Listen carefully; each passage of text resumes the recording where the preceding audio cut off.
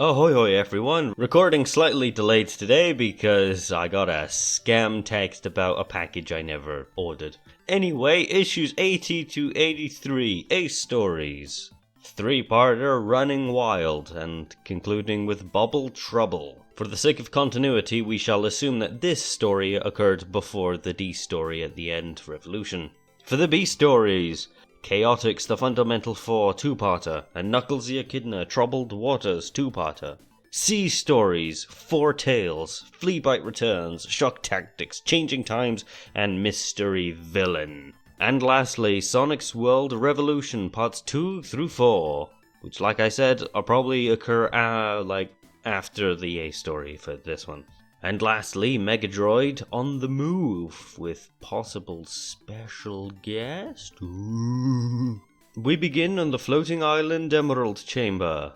Doesn't look like Knuckles is here, because if you remember, he's back at the pirate base with his new stuff. Sonic comments on the mess that Knuckles made, however, Porker Lewis explains that it was actually a Dr. Zachary who was a member of the Echidnas, but actually he was evil and he had an evil... Alright, shut it, Porker Lewis. Sonic reveals he didn't really visit the floating island to visit Knuckles, he just wanted to see Polka. Well, actually, he just wanted to get away from Amy for a little bit. She has been driving him up the walls. Intruders, identify yourselves. A mysterious voice occurs from the back, and Sonic falls into the Emerald Chamber. Porker Lewis, I did not recognize you in this poor light. You're a robot, you should have night vision. However, the robot startled Sonic and he fell into the Emerald Pit. Are you afraid that the fall has killed your friend?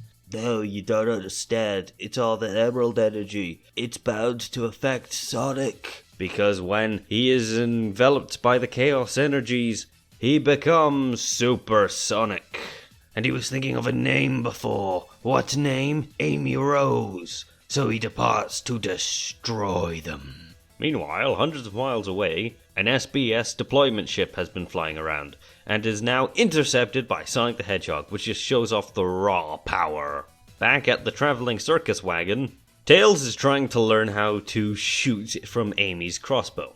But in a hurry, Johnny Lightfoot arrives. He's received word from Porker Lewis on the communicator. It's something about Sonic. He tries to get it out, but he keeps being interrupted, and it's already too late.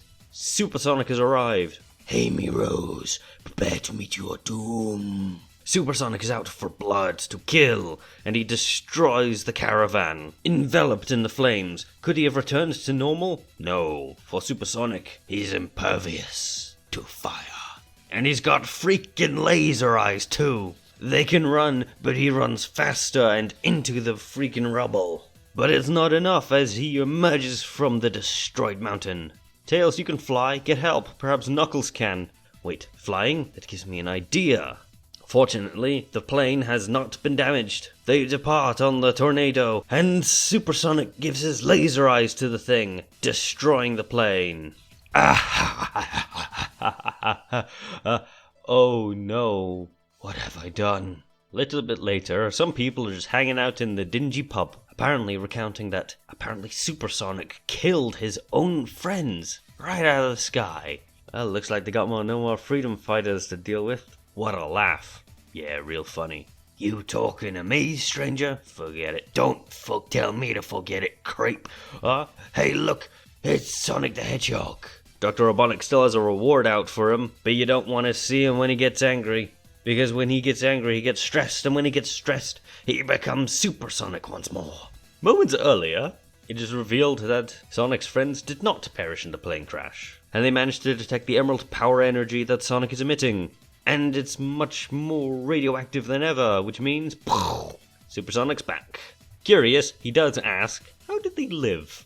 Well, they weren't actually on the plane to begin with. Amy is stalling for time. Time they don't have, for Super Sonic is now the most powerful being on the planet Mobius. The only ones who need help are you.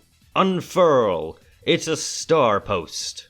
Amy Rose uses her crossbow to attach the Kentobor computer AI to the star post, and uses it to create some sort of energy beam which is dragging Super Sonic into it. He tries to escape, he's all around, but he's pulled in, and Sonic is now blue again, which means he's fine. But the Kintobo AI has discovered something really wacky from the Starpost. They sent all the Emerald energy into the Special Zone, and it's entirely possible that in there, Supersonic could be alive by himself. This seems like a problem for another time. And now, Bubble Trouble. I hate that hedgehog. Look at him. He thinks he's so cool, confident, and sickeningly heroic. But watching these videos of his past battles, one thing's clear. Sonic cannot swim. Yes, they've used gameplay mechanics to determine that Sonic requires air bubbles to live, and that will be his downfall. He is lured into a trap inside Labyrinth Zone.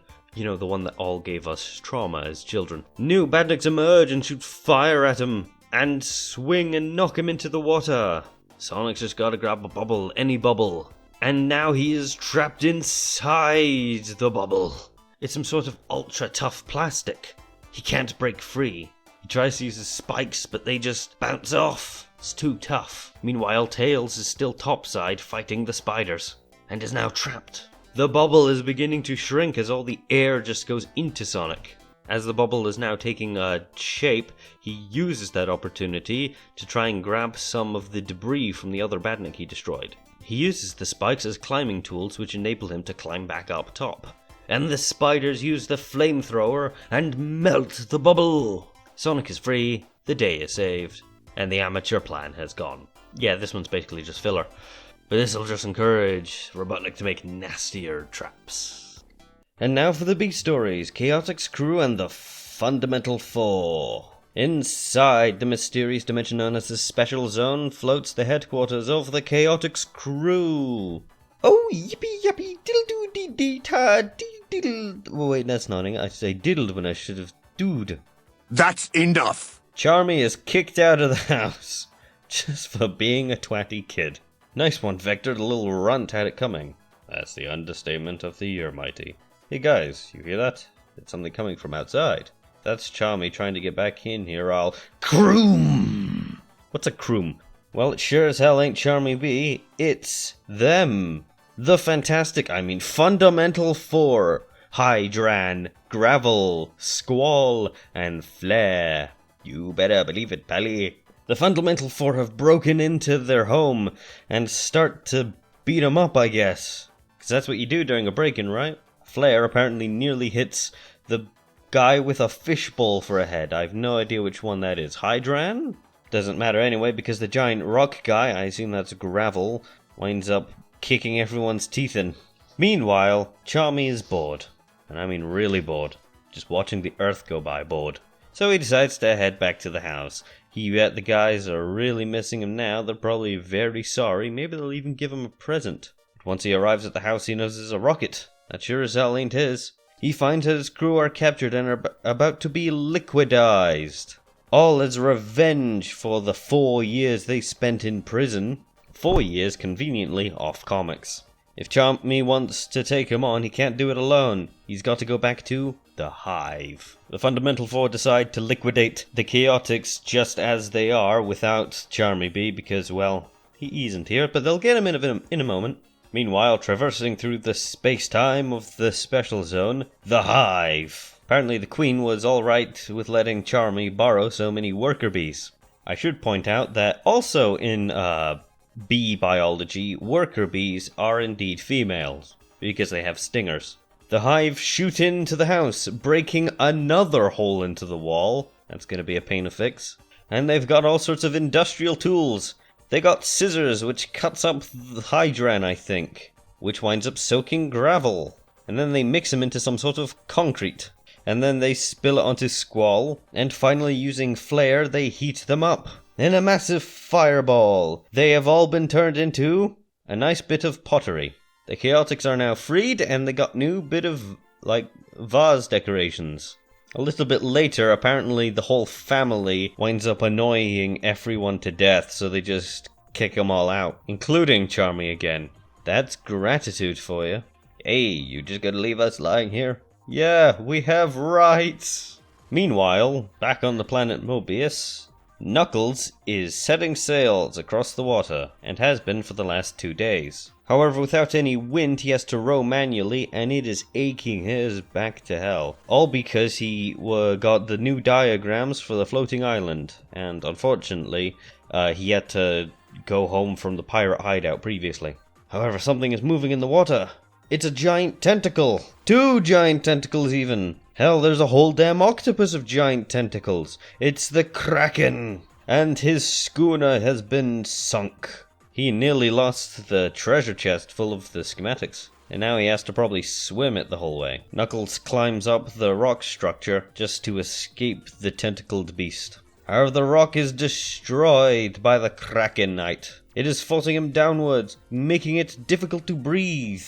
Knuckles squirms loose and swims to the surface for air. And it is revealed it is no beastie at all, but actually a mechanical machine. Arr! So it is you, Knuckles, how amusing. Is that so? Have ye not heard? No one crosses the Mobian Channel without answering to Captain Claw. The Kraken turns into some sort of mech. Transform. Arr, then you perhaps heard about the reward Dr. Robotnik's offering for your capture. The figure is less than that offered for Sonic the Hedgehog, still, never mind. Surrender to me, Knuckles, Echidna. Surrender while you are still able. It is revealed that this machine is called the Octonaut. Knuckles dives down into the water, and we'll see how well this Octonaut does with a few holes poked in it. And then Knuckles is turned into fried Echidna. Turns out it's got an electric shield on it of some sort. Knuckles then goes for the cockpit directly and gets bitch slapped across the rocks. Once again, Knuckles climbs up to the rock structures, and once again they keep getting knocked down. If only he had some sort of weapon. And he keeps jumping from rock to rock, running out of places to go, before finally the final rock lands on the Octonaut, destroying the ship. Wait, what happened to the chest containing the papers about the floating island? Oh, thank goodness, it's safe. Well, it seems that Captain Claw and Knuckles are trapped in the sea forever. At least until they put aside their differences for a little bit and fashion it into some sort of makeshift boat. Arr, you can't treat me this way. I'm a prisoner of war. I have rights. Oh, shut up and keep rowing. Slight intervention, as during the recording of this video, a new game, Sonic Dream Team, was announced. Looks interesting, but I will not be getting it until it gets ported to something other than Apple Arcade. Sea Stories now, with Tails and Fleabite returns. Ooh, I wonder who's going to appear in this. Tails is on his way to the Metropolis Zone in order to assist Sonic, as in the D-Stories he is fighting Commander Brutus. However, he finds people in trouble by the Casino Night Zone. Commander Brutus has ordered all non-robot life forms to be exterminated. Tails swoops in and drops a hard line. Shows over, Tinhead. I much prefer to be saved by Sonic, but I guess he'll do. Ungrateful bastard. Brutus troops are everywhere, and, well, hopefully Sonic can deal with Commander Brutus on his own, so I guess Tails should stay here and help where he's needed. Meanwhile, Fleabite the Bounty Hunter bursts out of the door. Oh shucks, I lost all my cash in the casino, but I think my luck's is about to change. You're gonna net me a big reward, Foxy. I reckon Brutus is gonna pay me handsomely for your capturing you, outlaw. All non-robotic life forms are to be captured for execution. Whoa, you can't include me. I got a robotic arm. It's gotta make me some sort of exception, right? I guess not, as both of them are now in jail. Trapped in a cell with a mangy moggy. I don't know what's worse, waiting for execution or wondering if I'll catch your fleas. Mind what you say about my fleas.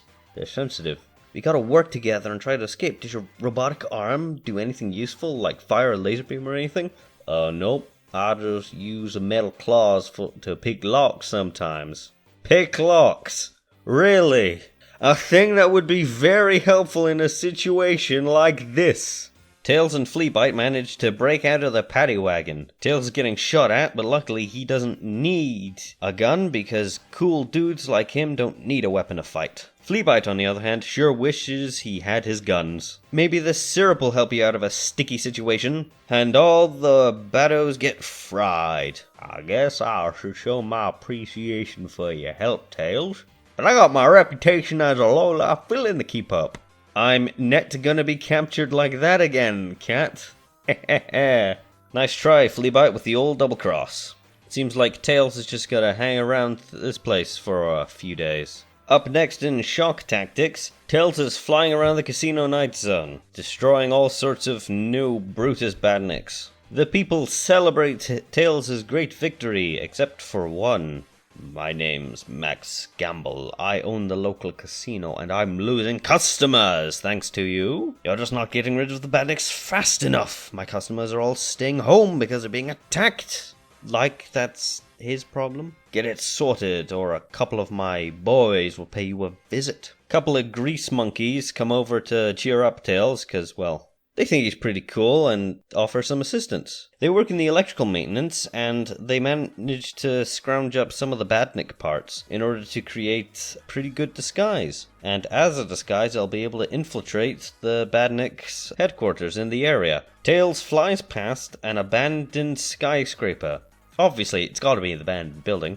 He lands in all free and easy until his tails pop out the back. And the badniks gain wise that he's a spy. Time for a change in tactics. He flies away to enact Plan B. The badniks fly in between the two pylons and zacked, they're electrocuted. Huzzah, the day is saved. Well, you geniuses have caused a power failure with your bright ideas. None of the machines in my casino are working now, and that's losing me money. Fortunately, the local population come to Tails' aid and, just talk down this lizard-looking bastard. Leave him alone or we'll never play in your casinos again. Max Gamble leaves and, well, he swears some plan. No one makes Max Gamble look like a loser. We'll meet again one day, Fox. You can bet your life on it.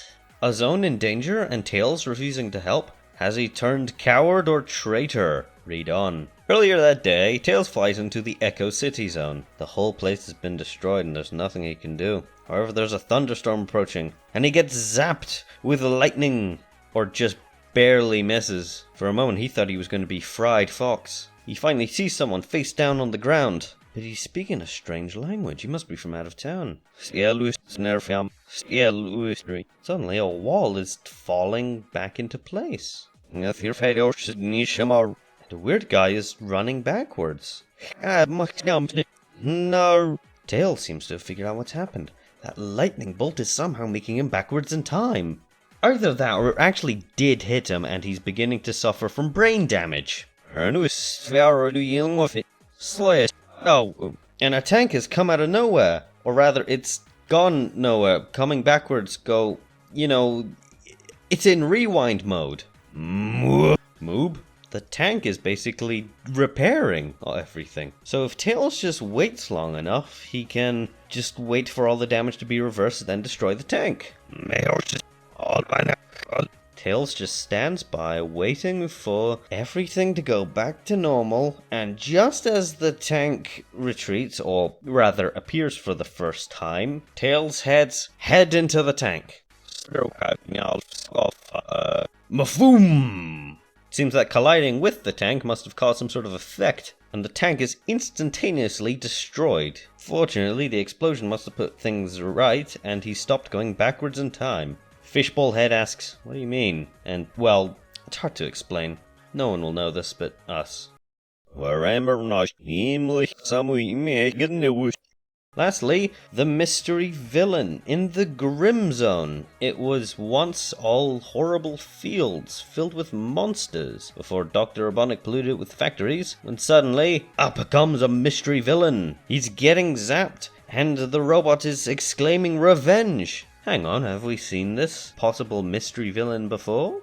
I think you find out that it was Dr. Robotnik who turned you into Batik. No, Dr. Robotnik only did it to make me more efficient. Now I am powerful, able to destroy outlaws like you. Who is this person? Must be an old enemy given a new upgrade. Tails distracts the enemy, mocking him, while flying in front of a smokestack. The enemy zaps the tower, causing it to crumble onto the mystery badnik. But it's not a mystery badnik after all, it's Metamorphia. The former shapeshifter. Metamorphia begins to break down crying. Just thinking that Dr. Robotnik was so wonderful, and after last time, he took her metamorphosis powers away. And she swears off Dr. Robotnik for being such a cruel jackass.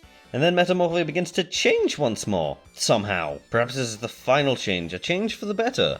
And But I guess Metamorphia just turns into whatever she was before she was a shapeshifter. Happy ending. Now that's what I call a reformed character. Oh, brother, this guy stinks! Oh boy, look at the runtime. We gotta wrap this up. Okay, D-Stories. Revolution Part 2. War rages in the sky above Citadel Robotnik. Commander Brutus orders his own badniks to attack those created by his former master, Dr. Robotnik. However, Sonic is a mile from the battleside, recovering from his encounter with Brutus. As soon as he recovers, he thinks he's found another badnik. But 'tis not foe, 'tis friend. 'Tis Short Fuse the Cybernik. Another one of Robotnik's creations, giving him a spot of bother. Both immediately leave to go rescue Sonic's friends. How can you be so calm, Doctor? Our badniks are losing. Stop sniveling, Grimer. I have a way to deal with Brutus. And that way will come sooner than later, because Brutus breaks in the wall. And Audacity crashes a little. If you'll recall, Robotnik expected something like this to happen when he used his own brainwaves. And so he activates the self-destruct implant in the brain. Self-destruct implant in the brain. Well, it seems that Commander Brutus already knew about that plan because Robotnik used it on the Emperor Metallics and he had his implant removed weeks ago. And just shy of being destroyed by Brutus's army of badniks, Robotnik is saved by some party crashers, Sonic and Short Fuse. Short Fuse taunts Brutus. His armor is made out of the strongest material on Mobius, Megatal. Here's some news for you, Cybernik. So is his. Shorty's in the ground, Sonic is stopped dead in his tracks, and Robotnik and Grimer have escaped. I'll track them down later. Brutus to ship sends down the new recruitments. Don't you dare try any tricks, I want to see my friends now. Then look outside, Spikeball. Amy and Johnny are now badniks. The Fiend, his own friends, turned into machines.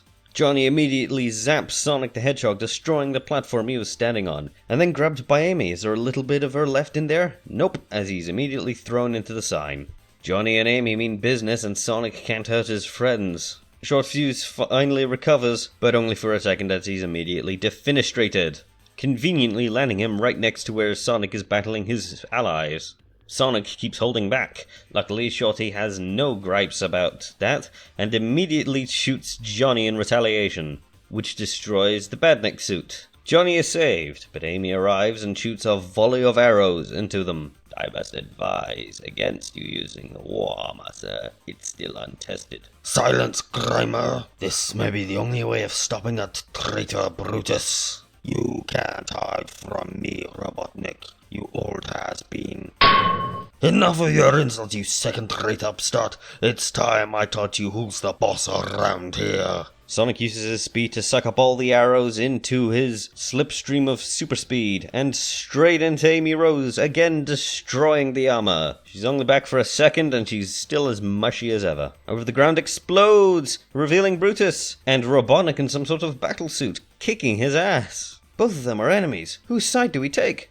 Neither, with any luck they'll wipe each other out. It's a big old scruff, but Brutus has got a giant laser cannon on his arm, and proclaims that he shall from this day forward be known as Emperor Brutus. Because he's been programmed with a copy of his mind, he is equal to him. However, that's only true up until he was programmed, because since then Robotnik's got a few new tricks up his sleeves, which Brutus is completely unaware of. Freezing attack.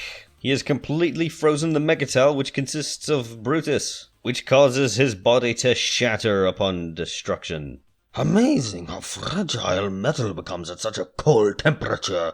Hey, Grimer? Well, for once it was Robotnik that saved the day. Citizens of Mobius, heed my words. The so-called revolution is over. I am still your master. Over the last few months, I've been foolish enough to share my power with another. I have rectified that mistake. Commander Brutus is no longer with us. Using my genius, I have gained access to his frequencies and taken control of any badnik who are loyal to him. However, there are still outlaws who dare to defy me. Any citizen caught helping these criminals will be punished. The recent battle has been a learning experience. You have all learned to fear me even more, for you know I am invincible, and I've learnt never to trust anyone with my responsibilities. I will rule this planet. Mobius is mine, forever. Robotnik's firm grasp on the planet is assured. And now, the feature presentation, Mega Droid on the Move, with special guest voice actor, Stuart Ashen, the nerve center of Sonic the Comic activities. I do all the important jobs around here, I don't think. Fetch coffee, post letters, lick shoes. Mega Droid is completely underappreciated at the Sonic the Comic offices. You know, boomers, sometimes I think they forget I'm a multimedia, multi-talented droid. They make him do all the menial tasks. That's it, I've had it with these Humes. I'm off. Mega Droid has had enough and quits his job, and sets off to find a new calling in life. This photo of STC's 3rd birthday party is all I need to remind me of the good times. Shame the lights were switched off when it was taken. His first stop takes him to the train station. These railway stations always use computerized equipment. I bet they'd appreciate my technical know-how.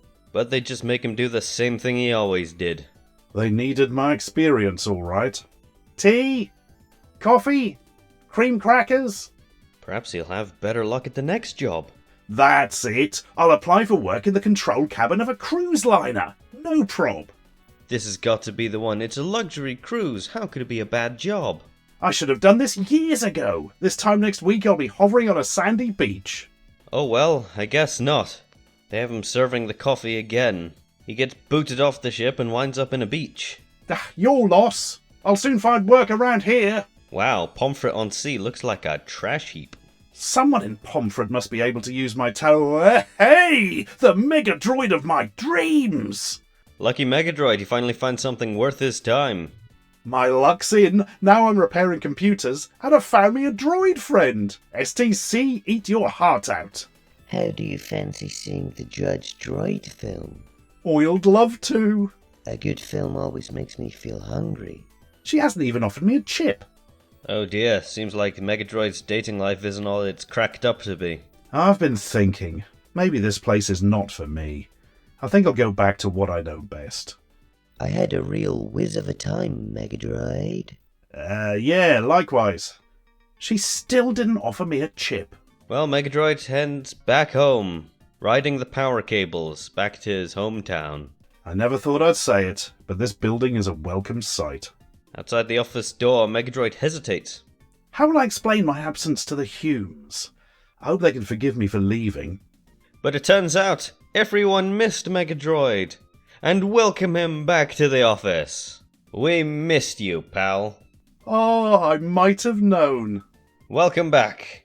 You're just in time to make the coffee. Once again, special thanks to Stuart Ashen for agreeing to do this for a guy with like almost no subscribers while waiting for the stuff to arrive like months.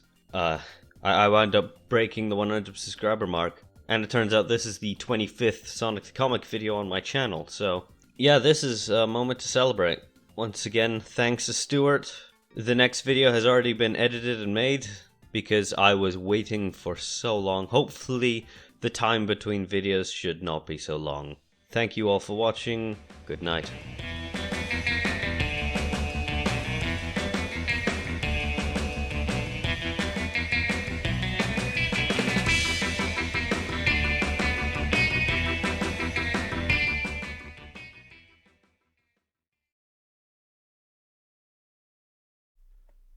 Hello. Apologies that this has taken 47 billion years, but I'm finally going to read the dialogue from Sonic the Comic from the round-headed, super cool 90s-looking robot dude, who I'm sure had a name, but I can't remember it at the second.